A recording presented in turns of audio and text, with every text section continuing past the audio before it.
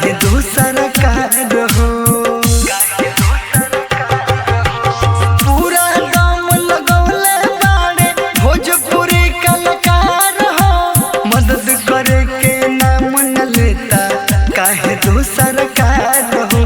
अंश के माता पिता बाड़े बहुते भइल लाचार, सुन लो पुकार आगे मर्जी बात तोहार, सुन लो पुकार आगे मर्जी बात तोहार। Mix by Balaji studio Delhi.